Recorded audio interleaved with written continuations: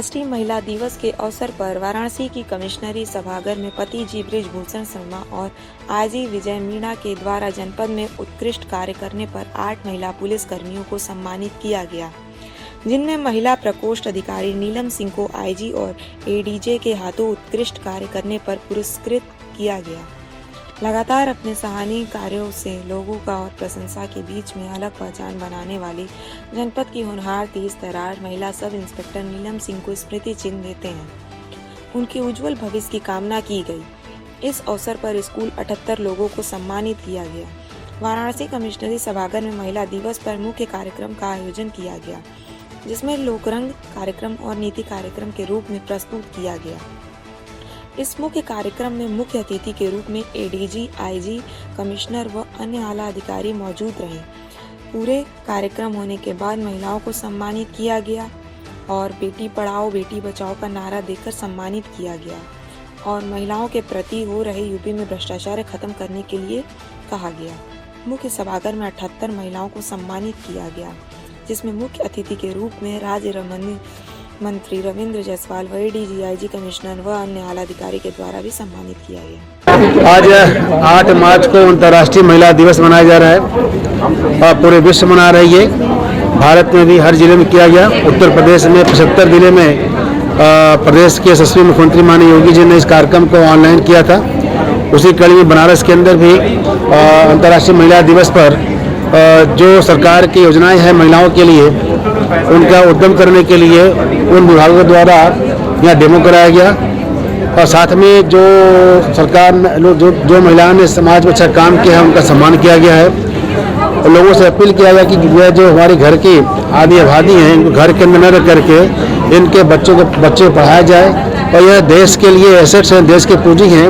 यह आगे बढ़ करके देश के लिए साइंटिस्ट बनेंगे, इंजीनियर बनेंगे, आईएएस बनेंगे, आईपीएस बनेंगे, सफल उद्योगपति बनेंगे, खिलाड़ी बनेंगे और देश की प्रतिभा को आप लोग घरों के अंदर, किचन के अंदर मरने मत दीजिए। ये लोगों से अपील किया गया है। करीब 71 महिलाओं का सम्मान किया गया है। कुछ महिलाओं को रोजगार करने के लिए स्टाम्प का दिया गया लाइसेंस, कुछ महिलाओं को दिया गया है सीएससी सेंटर बनाया गया है। कुछ ऐसे बच्चियां हैं जिनको साइकिल बांटा जा रहा है।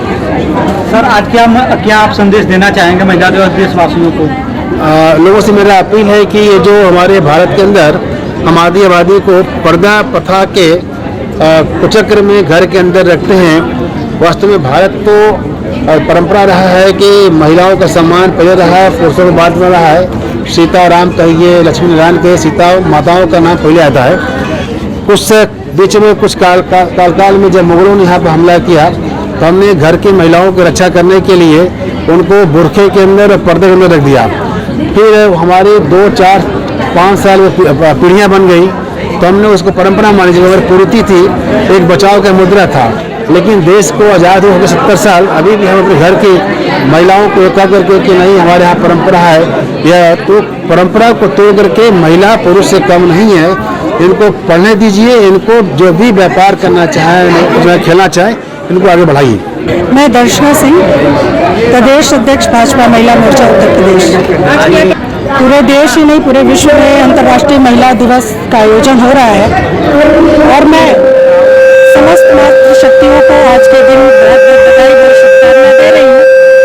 और मैं कहना चाहती हूँ कि जिस तरह से आयोजन किए जा रहे हैं, जो उत्साह महिलाओं में दिख रहा है और जो उत्साह आयोजकों में दिख रहा है, वो निश्चित तौर पर एक बदलाव की दिशा में उठाया गया कदम है और ये बदलाव दिख रहा है कि अब मातृशक्ति को जो सम्मान मिलना चाहिए वो अब मिलना शुरू हुआ है। लेकिन एक लंबी लड़ाई है, इस पर बहुत कुछ किए जाने की ज़रूरत है।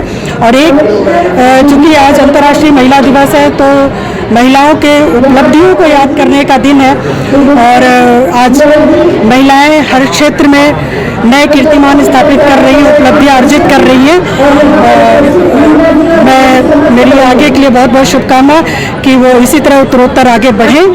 हाँ, यहाँ पर कुछ महिलाओं को सम्मानित किया गया जो स्टाम्प वेंडर थी, कुछ सामाजिक कार्यकर्ता थी और महिला कोरोना वॉरियर्स को भी सम्मानित किया गया है। मैं मीना चौबे, भारतीय जनता पार्टी की प्रदेश मंत्री हूँ। अंतर्राष्ट्रीय महिला दिवस के बारे में देखिए, अंतर्राष्ट्रीय महिला दिवस आज है, मनाया जा रहा है।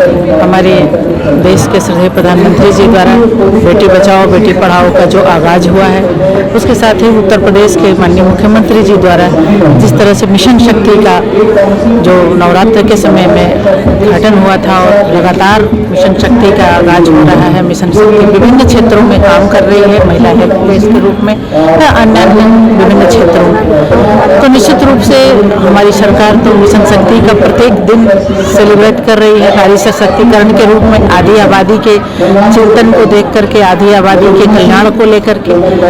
और आज का दिन तो अंतर्राष्ट्रीय स्तर पर मनाया जा रहा है, तो आप सब लोगों ने देखा है किस तरह से।